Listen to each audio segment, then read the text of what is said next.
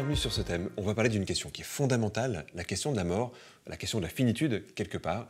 C'est un thème qu'on avait vraiment envie de traiter sur Psychonautes parce que c'est une des grandes questions de l'existence et on pense que toute personne qui essaie d'explorer un peu la psyché humaine va se confronter à cette idée et doit se confronter à cette idée pour la dépasser, pour la transcender.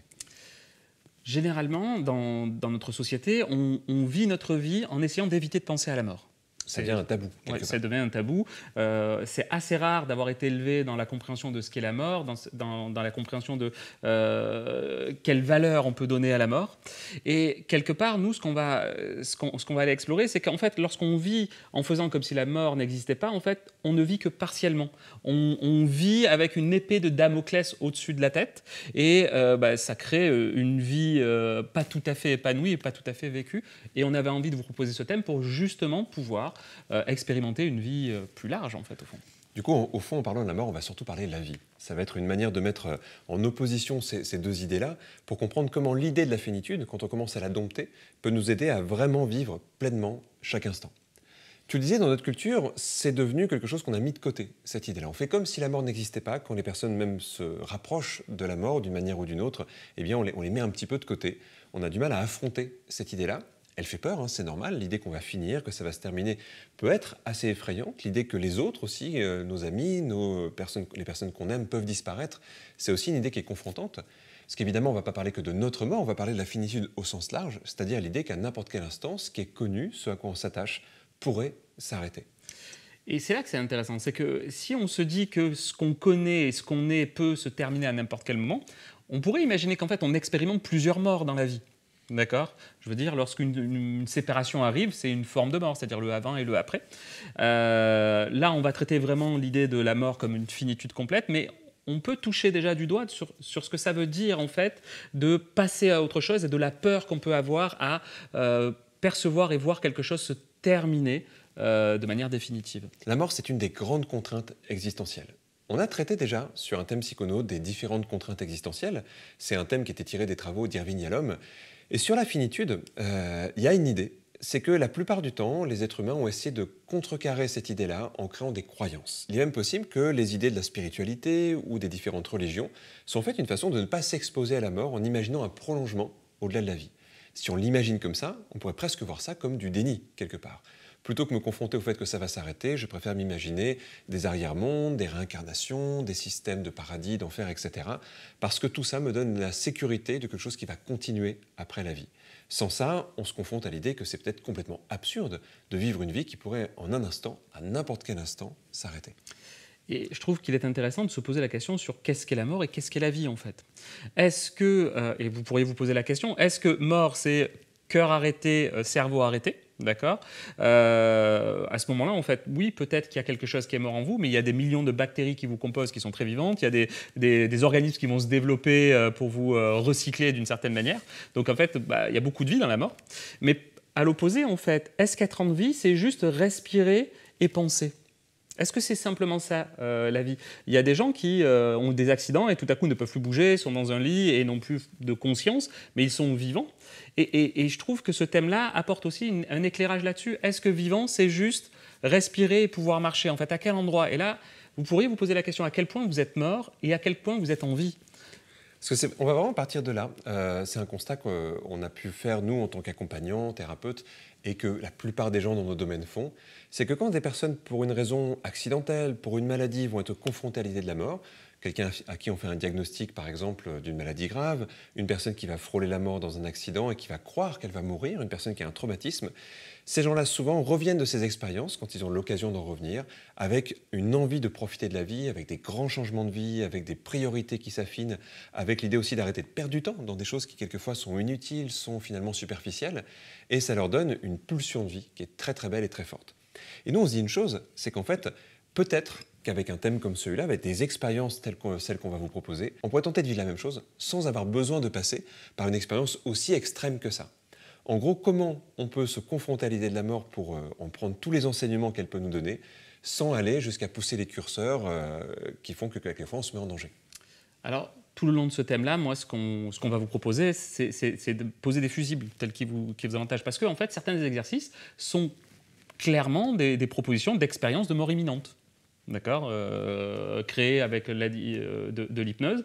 Qu'est-ce que ça ferait si j'étais mort? Se poser cette question-là sous hypnose, ça peut créer quand même des effets assez forts. Donc si pour vous c'est beaucoup, mettez le curseur où vous voulez en disant tiens, c'est juste une image ou un film ou une histoire que je me raconte. Parce que lorsqu'on vit cette expérience-là, ça m'est arrivé quelques fois, on appelle ça la mort de l'ego aussi parfois, dans certaines cultures. Ça fait bizarre parce qu'on a vraiment quand même l'impression de mourir à ce moment-là.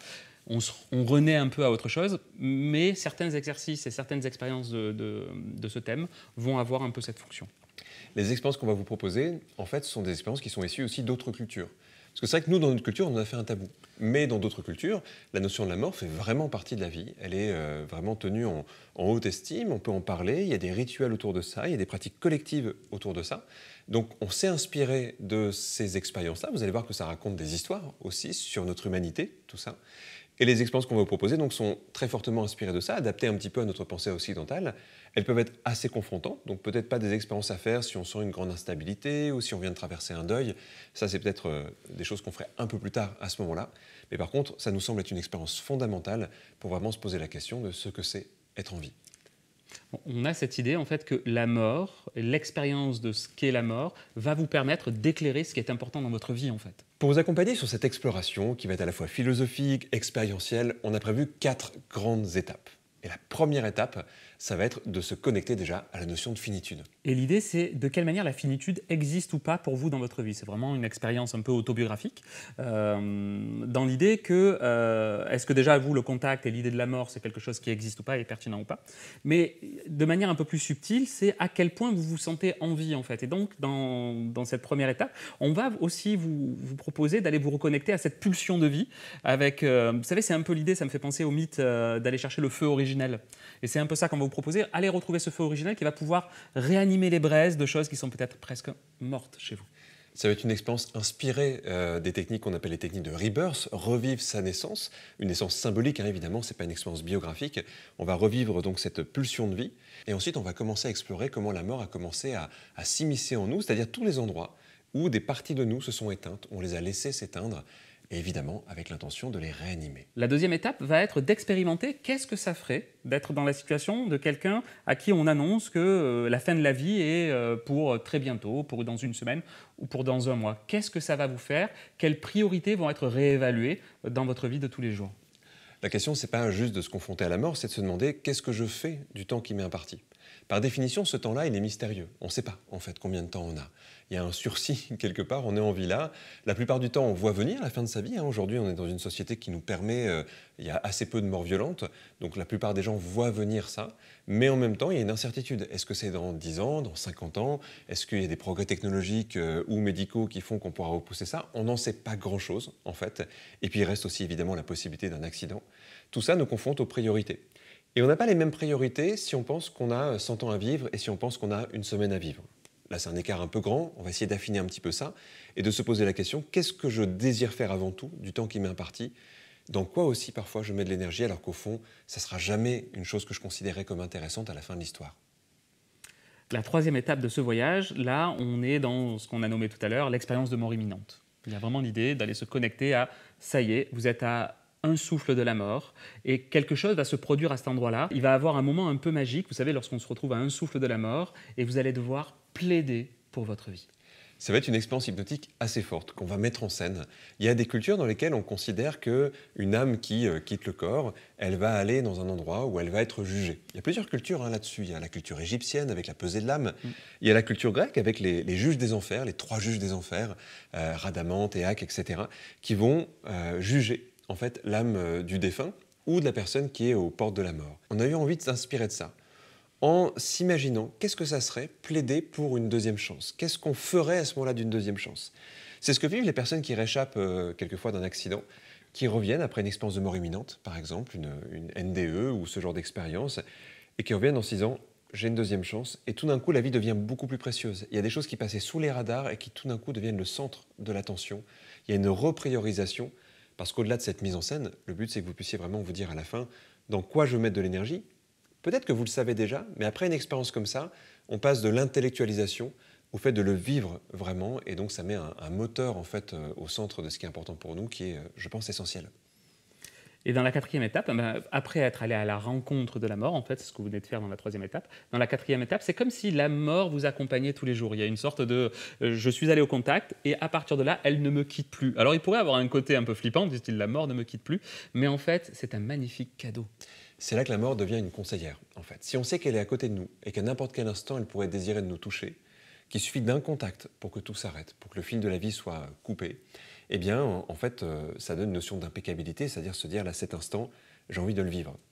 Alors, non pas, et c'est justement ce qui sera passé dans les chapitres d'avant, non pas, par exemple, tout brûler en quelques jours parce que tout pourrait s'arrêter, parce qu'à ce moment-là, on ne peut plus rien projeter, on ne peut plus rien construire, mais plutôt se dire, j'ai envie d'être là.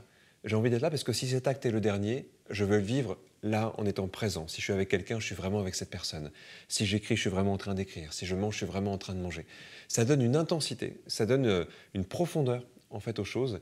Et on pourrait se demander, si on faisait de la mort un personnage, comment on pourrait vraiment faire de ce personnage, quelque part, un conseiller, une conseillère, et puis entretenir une relation avec ce personnage. C'est une grande histoire qui vous attend. Et ce que je vous propose, c'est de vous retrouver tout de suite dans la première vidéo du premier chapitre.